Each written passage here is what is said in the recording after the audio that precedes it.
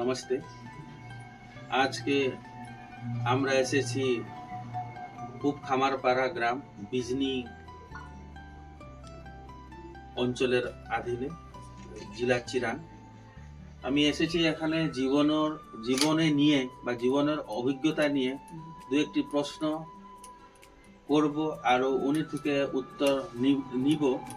আমার সম্মুখে আছে আমার শ্রদ্ধেয় নিখিল চন্দ্র রয়জি। উনি আর্য সমাজের একজন অতি সক্রিয় কার্যকর্তা, কিন্তু দুর্ভাগ্যক্রমে একটা ঘটনা হয়েছে যার জন্যে উনির পাওটা ভেঙে গেছে, কিছু অসুবিধা আছে। যাই হোক, তাহলে উনির জিজ্ঞাসা, উনির একটু শরীরের খবর নিতে জন্য আমি এসেছিলাম। আমি ভাবলাম একটু সাক্ষাৎকার উনির নিয়ে। তো আমি দু একটা প্রশ্ন করব আপনাকে নিখিল দা, আপনি প্রস্তুত আছে? নিশ্চয়ই। আপনার জীবনের যতগুলো অভিজ্ঞতা আছে সেইটা নিয়ে কিছু একটা আমি সারাংশ নিয়ে যাব, একটা নিষ্কর্ষ নিয়ে যাব, সেইটা উদ্দেশ্য নিয়ে আমি আপনার কাছে এরকম সাক্ষাৎকার নিয়ে জন্য বসেছি। হ্যাঁ, তো নিখিল দা আমাকে বলুন যে আপনি কোন, আপনার পরিচয় কি? আমি এই পৃথিবী নামক এক গ্রহের জীব। আমি যে কে, একটু জোরে বললে মানে আচ্ছা, আচ্ছা। একটু জোরে বললে ভালো। পৃথিবী নামক একটা গ্রহের জীব, হ্যাঁ। আমি যে কি হ্যাঁ, আমি নিজেই চিনতে পারলাম না এখন পর্যন্ত। আচ্ছা। একমাত্র জানি ঈশ্বর আমাকে পাঠিয়েছে তার নাম নেওয়ার জন্য, সেখানে সৎ জীবনটা এগিয়ে যায় এইটুকু জানি, কিন্তু আমি কে সেই প্রশ্নের উত্তর আজও আমি পাই নাই। মানে আপনি এখন পর্যন্ত আপনি জানতে পারলো না যে আপনি কে? না। আচ্ছা, আপনার নাম, আপনার কাম হ্যাঁ। আর আপনার ধাম, এই তিনটা জিনিস বলুন। নিখিল চন্দ্র রয়। হ্যাঁ, তো এখন কাজ আমার পূর্বে ছিল সেন্ট্রাল পোস্টাল ডাক বিভাগ, যেটা ছিল ডাক বিভাগের একজন কর্মচারী ছিলাম। আচ্ছা। বাগরগাঁও পোস্ট অফিসের বিপিএম ব্রাঞ্চ পোস্ট মাস্টার ছিলাম। রিটায়ার হলাম 2016-তে আমি রিটায়ার হয়েছি। হ্যাঁ, আমাদের জীবনযাত্রাটা এতই দুঃখের হ্যাঁ, যে এই সেন্ট্রালের কাজ করলাম, কিন্তু রিটায়ার হওয়ার পর আমাদের কোনো পেনশন নাই। আচ্ছা, জীবনটা আমাদের এখন একটা ভিখারি মতন। আচ্ছা, ভারত গভর্নমেন্ট যেটা ভিখারি উঠিয়ে দিছে, যে ভারতবর্ষ ভিখারি নাই, কিন্তু সেই ভিক্ষাটা আমার মতন, শুধু আমি না, এখানে 2,96,000 হ্যাঁ, আপনার ইডি কর্মী আছে, এক্সট্রা ডিপার্টমেন্টাল। আচ্ছা, এখন এদেরকে বলা হয় জিডিএস, গ্রামীণ ডাক সেবক। এদের প্রত্যেকে এরকম দুর্ভোগগ্রস্ত। আর সরকারি একটা কর্মচারী 60 বছরে তারা রিটায়ার হয়, কিন্তু ইডিদের জন্য, অর্থাৎ এই যে গ্রামীণ কর্মচারী, যেটা পোস্ট অফিসের দুটা ভাগ, একটা ডিপার্টমেন্টাল, একটা এক্সট্রা ডিপার্টমেন্টাল। সেই এক্সট্রা ডিপার্টমেন্টালটাই বর্তমান জিডিএস বা গ্রামীণ ডাক সেবক। এদের জীবনযাত্রাটা এরকমই যে মানে ভিখারির আর কিছু। তাই খুবই দয়নীয় অবস্থা। আপনি অত বছর জীবনের আপনার যৌবন অবস্থা থেকে নিয়ে এখন 60 বছর পর্যন্ত আপনি যে সেবা দিলেন, মানে অন্যান্যদের 60 বছর, কিন্তু 65 বছর, তো আপনি 5 বছর আর এক্সট্রা আপনি জীবনের সাধনা ওখানে করার পর্যন্ত আপনি কিছু পেয়েনি, কিছু সুবিধা পেয়েনি। যাই হোক, এই আমার সাক্ষাৎকার দিয়ে যদি মেসেজটা কোনো কর্তৃপক্ষের কাছে যায় তাহলে ভালো, আপনারও উপকার হবে। আচ্ছা, যাই হোক, আমি জীবনের জিনিস নিয়ে এখানে জিজ্ঞাসা বা আমি চর্চা করার জন্য বসেছি, সাক্ষাৎকারের জন্য। এখানে আমি জানতে চাই যে আপনার মতে, হ্যাঁ, যে জীবনের উদ্দেশ্য কি হইতে লাগে? জীবনের উদ্দেশ্য মানব প্রেম, মানুষকে ভালোবাসা। যে নাকি লোককে ভালোবাসতে না জানে, তাকে আমি মানে সেই ধর্ম আমরা চিন্তা করি, ধর্মগুলো কোনো বস্তু, কোনো গাছের, আমার কাছে যে কোনো গাছের পাতা নয় যে খেলেই আমার ধর্ম হবে। ধর্মটা হলো আচরণের বস্তু এবং অন্তরের বস্তু। সেটাকে অনুভব করতে হয় এবং তাকে আচরণ করে মানব সেবায় কাজে লাগাতে লাগে, তবে একটু উদ্দেশ্য সার্থক হবে। সুন্দর মেসেজ, মানব ধর্ম হইতে চায়। হ্যাঁ, তো যাই হোক, ভালো লাগলো। তার মধ্যে আমার একটা আবার আছে ঋষিগোত্র। সেই ঋষিরা ছিলেন বৈদিক এবং তারা হবন ইত্যাদি করছেন। তো আমি ঋষিগোত্র হয়েও ঋষির যে কাজ সেটা সমস্ত ভুলে গেছি। হুম। অর্থাৎ আমি ব্যক্তিগত না ভুললেও আমি চেষ্টা করে যাচ্ছি, কিন্তু আমার সমস্ত সমাজের কথাই কথা বলতেছি। হুম। সবাই ঈশ্বর গ্রহণ করে আপনার গোত্রটা ব্যবহার করে, কিন্তু গোত্রর যে কাজটা, যে ঋষিদের জন্য আমরা আসতে পারছি, যারা আমাদেরকে এই পৃথিবীতে আলো দেখাইলো, যাদের পাইলাম আমি, চোখটা আমার ফুটলো, কিন্তু তাদের জন্য আমরা কিচ্ছু করলাম না। তার মানে এটা আমি যে দুঃখের বিষয়। এই যে ঋষি পরম্পরার জিনিসগুলা, যে গোত্র ব্যবস্থা, হ্যাঁ, সেই জন্য আমি দায়বদ্ধ হতে লাগে। আমি হ্যাঁ। মানে আমরা সবাই সবাই সবাই কারণ আমরা সবাই হলো ঋষিপুত্র, হ্যাঁ, হ্যাঁ, ঋষি পরম্পরা। কারণ হ্যাঁ। আমার পূর্বপুরুষ যদি আমি আমার রুটে হ্যাঁ, আমার যদি জড়ে যায়, হ্যাঁ। তাহলে সব ঋষি মুনিয়ে বের হবে, মানে কি হ্যাঁ, আমার হ্যাঁ, পূর্বপুরুষ। হ্যাঁ, যাই হোক, হ্যাঁ। ভালো সন্দেশ। এটা বর্তমান সময় এটার প্রয়োজন যে আমি আমার পূর্বজকে স্মরণ করিয়া, হ্যাঁ, যে উনি যে অবদান ছিল, হ্যাঁ।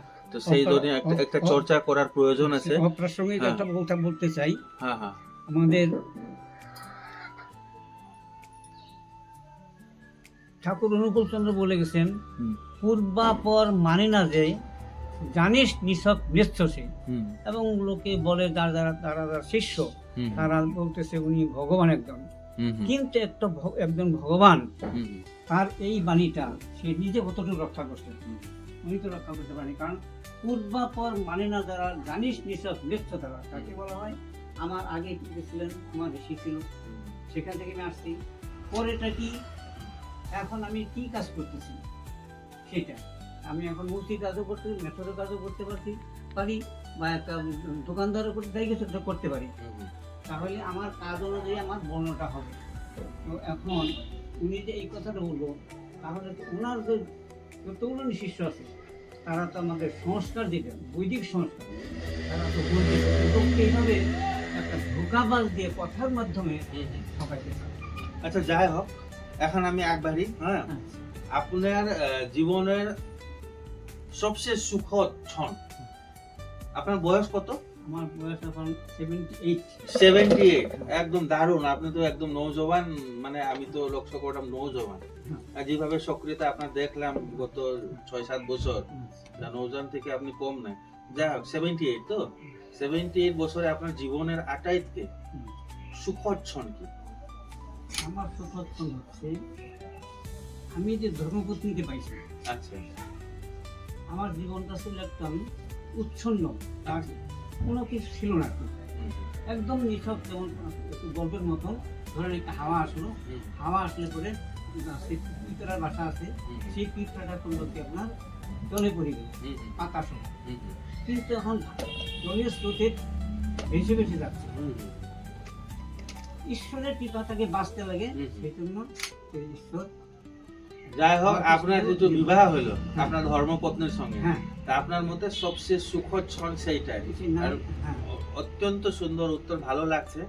কারণ আপনি যে বললেন আপনার জীবনে কিছু ছিল না, হ্যাঁ, তারপরে কিছু একটা এই বাড়ি ঘর আমার হ্যাঁ। কিচ্ছু ছিল না, একটা ফেরি ঘরে থাকতাম, এবং আমার ঘরের বাইরের থেকে হ্যাঁ। ভিতর দেখেছি, ভিতর থেকে বাইরে দেখা যেত, হ্যাঁ। একদম মানে হাওয়া লাগলে ঘরে একদম পড়েও গেল। পরে হলো। বুঝছেন? সেখান থেকে ইনি ছিলেন একদম রেল বিভাগের, আমার শ্বশুর রেলে কাজ করতো। হ্যাঁ, হ্যাঁ, উনি যখন এখানে আসলেন বিয়ের কথা নিয়ে, আমি তাকে বারবার নিষেধ করছি। আমার মনে একটা ভয় ছিল, একটা রেলের মেয়ে, আমি তখন আমি বেকার, কিচ্ছু করি না, এই মেয়েটাকে এখানে আমি কষ্ট দিতে আনবো না। আমি আমার এখানে 10 জন মিলে কথা বিয়ে ঠিক করছিল, আমি নিজে হাত জোর করে বলতে এই বিয়ে হবে না। যাই হোক, এখন ঈশ্বরের খেলা, তথাপি যাই হোক, আমি জানলাম যে আপনার সবচেয়ে সুখদ ক্ষণ উনিকে বিবাহ করাটা আপনার সুন্দর, ভালো লাগলো। এখন দুঃখদ ক্ষণটা কি? দুঃখ হলো এটা, আমি খুব চেষ্টা করছিলাম আমাদের এই খামারবাড়ার গ্রামে কার্য মন্দির তৈরি করি। তার জন্য আমি রাজনীতি নেতাদের কাছে গেছি, আচ্ছা, জনসাধারণের কাছেও বলছি, অনেক চেষ্টা করার পরেও আমি বিফল হলাম। মানে এখন পর্যন্ত এখানে কোনো আর্য মন্দির নাই। না, আর আপনার জীবনের দুঃখদ ক্ষণ যে এই আর্য মন্দির যে আপনি এখন পর্যন্ত হ্যাঁ, করতে পারলো না, হ্যাঁ। কিন্তু চেষ্টা আপনার আছে। চেষ্টা তো আমার। যদি চেষ্টা আছে, আপনি তো অত মানে বিশ্বাসী লোক, আত্মবিশ্বাসী লোক, নিশ্চয় হব। আমাদের সবার শুভকামনা আছে যে আপনার মনের মতো এখানে আর্য মন্দির হোক। হ্যাঁ, হ্যাঁ। আমি এইটা পাইলে পরে এখন পর্যন্ত দুঃখের ক্ষণ, এটা সুখের ক্ষণেও পরিবর্তন হইতে পারে, এটা না? হ্যাঁ হ্যাঁ আচ্ছা, যাই হোক, এখন আমি একবারই যে আপনাকে যদি একটা অবসর দেওয়া যায় যে আপনি অতীতে গিয়ে একটা জিনিস মানে একটা ঘটনা ঠিক করলে আপনার জীবনটা ভালো হইবে, মানে অতীতে গিয়ে একটা জিনিস বা একটা ঘটনা আপনি ঠিক করতে লাগে যাতে আপনার সুখময় জীবন হোক, আপনি কি করব, কোনটা ঘটনাকে ঠিক করব জীবনের?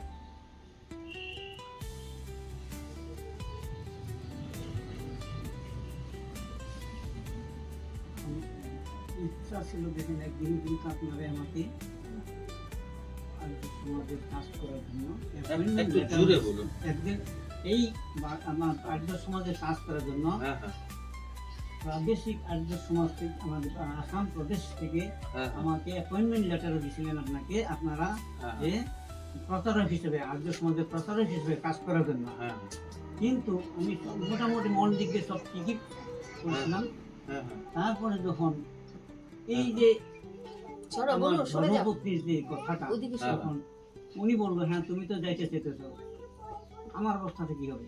কারণ আজকে মানে লোকধার কথা না, দুইটা ছেলে আমার সরকারি চাকরি করে, এখন তাদেরও খরচ আছে, আর বেতনটা যা ছিল সেখান থেকে আবার বই পার্মানেন্ট করতে গিয়ে না, বুঝলাম। মানে যে আপনি যদি অতীতে গিয়ে ঠিক করতে চাই তাহলে এইটা যে আপনি জয়েন করব, এই যে আপনি হ্যাঁ, জয়েন হ্যাঁ, করলো হ্যাঁ, না, হ্যাঁ, এই যে আপনাকে একটা অ্যাপয়েন্টমেন্ট লেটার দিয়েছিল হ্যাঁ, প্রাদেশিক হ্যাঁ, আর্য সমাজ থেকে হ্যাঁ প্রচারকের জন্য, হ্যাঁ এখন আপনি জয়েন করব, হ্যাঁ। তাই তো? হ্যাঁ। সেটা আপনার একটা দুঃখান শর্ট না, হ্যাঁ। একটা মানে এই ঘটনা ঠিক করব। হ্যাঁ আর যাই হোক, এখন তো আপনার শরীর শারীরিক অসুস্থতা আছে, আছে। এটা ঠিকঠাক হোক, পুনর্বিচার করবে। হ্যাঁ, আচ্ছা। প্রাদেশিক সভাকে আপনি যোগাযোগ করুন। হ্যাঁ। হ্যাঁ, উনি নিশ্চয়ই আপনার জন্য চিন্তা করব। যাই হোক, আচ্ছা। এটা তো একটা মানে ভালো খবর, ভালো কথা। আচ্ছা, আর একটা আমি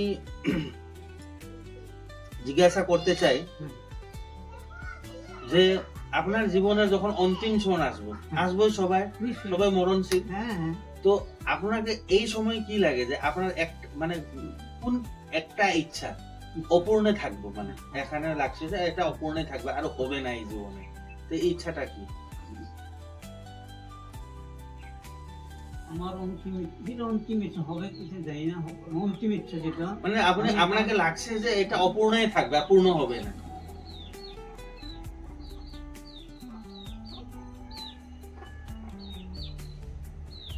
এটা বলা একটু কঠিন ব্যাপার। আমার অন্তিম, শুধু আগে অন্তিম ইচ্ছাটা বলি। হ্যাঁ, বলুন। আমি যেন সবার কাছে আশীর্বাদ চাই এবং মহর্ষিজি থেকেও আশীর্বাদ চাই। আমি যেন মহর্ষিজি মানে? আমাদের মহর্ষি দয়াল মহর্ষি, আচ্ছা, আর্য সমাজের সংস্থাপক। হ্যাঁ, বড়িয়া। তিনি যেন আমাকে সমাজের কাজ করার জন্য আবার সেখানে পাঠান। আচ্ছা, মানে আপনার জীবনের কাজ অনেক অপূর্ণ থাকে, অনেক অনেক অনেক আমার আপনি আর পুনর্জন্ম নিতে চাই। হ্যাঁ হাজারো গুণের সাথে বেশি আমার ইচ্ছা ছিল। হ্যাঁ, এটা অতি আশা, খুব খারাপ দুরাশা, হ্যাঁ। আমি দুরাশা করছিলাম, হুম, হুম। তার জন্য আজকে আমি এটা পূর্ণ হওয়াটা সম্ভব না। তো তা আপনার পুনর্জন্ম হবো মনুষ্য রূপে, হ্যাঁ আপনার কি লাগে? মানুষের জন্য হবো আমার। হবো না? আপনি পুণ্য কাজ অনেক করছে যে আপনার পুনর্জন্ম মানুষ রূপেই হবে। পুণ্য কাজ করা না দরকার না, কিন্তু আমি যেহেতু মানুষ এবং আমার ইচ্ছাটা মানুষের কাজ করার জন্য, যদি আমি আসতে না পারি তাহলে আমাদের কাজটা অপূর্ণ থাকবে। আচ্ছা, সেই জন্য ঈশ্বর আমাকে আমার সেই অপূর্ণ কাজ করার জন্য পাশে পেলে আমার একটু যে বিশ্বাস। সুন্দর, ভালো লাগলো যে আপনি পুনর্জন্ম নিয়ে মহর্ষি দয়ানন্দ সরস্বতীর যেগুলা কাজ ছিল অপূর্ণ কাজ, মানে আর্য সমাজ থেকে দুর্নীতি সমাজ উদ্ধার, রাষ্ট্র উত্থান, সংস্কৃতি উত্থান, এই জিনিস নিয়ে আপনি পুনঃ কাজ করতে চাই না। এখন অন্তিম সন্দেশ, অন্তিম প্রশ্ন, সেটা হলে আপনি আমার লোকগুলাকে, ভারতবর্ষের লোককে হ্যাঁ, কি সন্দেশ দিতে চাই? আমি সবাইকে বলবো, একটু জোরে বললে ভালো হবে। আচ্ছা, ভুলে যাও। হ্যাঁ। যাও, আমি এটাই বলবো, সমস্ত ভারতবর্ষের লোককে বলবো, আসুন আমরা সবাই মিলে সেই ভারত মাতার শীর্ষণীয় স্থান নেই। হ্যাঁ। আর আমরা যেন এই ভারত মাতাকে বিশ্ব দরবারে একদম একটা শ্রেষ্ঠ দেশ হিসেবে পরিগণিত করতে পারি, এবং সবাই যাতে বৈদিক ধর্মে এসে আমাদের দেশ থেকে রক্ষা করেন, এই যে আমার মানে আমার ভারতবাসীর কাছে আমার অনুরোধ। এবং যারা আমাদের মুসলমান আছেন তাদেরকেও আমি জানাই যে তারাও যে আমাদেরই ছিল, আমাদের পূর্বপুরুষ যারা জ্ঞানী গুণী, অর্থাৎ যাদেরকে একটু ডাক্তার কথাটা এরকম, অর্থাৎ নাম ধরে দিলে খারাপ, যেমন উচ্চ বর্ণের লোক, যে উচ্চ বর্ণের লোকে নিষ্পেষিত হয়ে আমাদের লোকগুলোতে চলে গেছে, মুসলমান হয়ে গেছে, এটার জন্য আমার মনটা কাঁদে আর কি, যে আমরা এই সবাইকে যদি আবার আনতে পারতাম। সবাইকে সম্ভব হবে না, কারণ ঘোরাপন্থী বহু আছে। মানে আপনি এটা বলতে চাই, আপনার সন্দেহ যে সমস্ত ভারতবর্ষের লোক ভারত মাতার চরণে নিয়ে বৈদিক যেটি ব্যবস্থা ছিল বা বৈদিক ধর্ম আপনি বললেন, আমাদের এই বৈদিক শরণে আসলে জনধান্য বিশ্বগুরু নেতৃত্ব করার জন্য যেটা কাজ চলছে এখন ভারতবর্ষের আমার প্রধানমন্ত্রী, সেই রাস্তাতে আগ বাড়তে লাগে। আমি ওনাকে কোটি কোটি প্রণাম করি, দেশ মাতার জন্য উনিও যেন আবার আমাদের ভারতবর্ষে আসেন। বহুত বহুত ধন্যবাদ নিখিল দা, অনেক জিনিস আপনার থেকে জানলাম, আপনার জীবনের অনুভব নিয়ে দু একটা জিনিস জানলাম। আর আমাদের দর্শক বা আমাদের লোকগুলা যেগুলা এই ভিডিও দেখবো পরবর্তীকালে, সবাই লাভ হোক, আপনার জীবনের অভিজ্ঞতা নিয়ে কিছু একটা লাভ হোক, তাই কামনা করি। আর আপনাকে অশেষ ধন্যবাদ।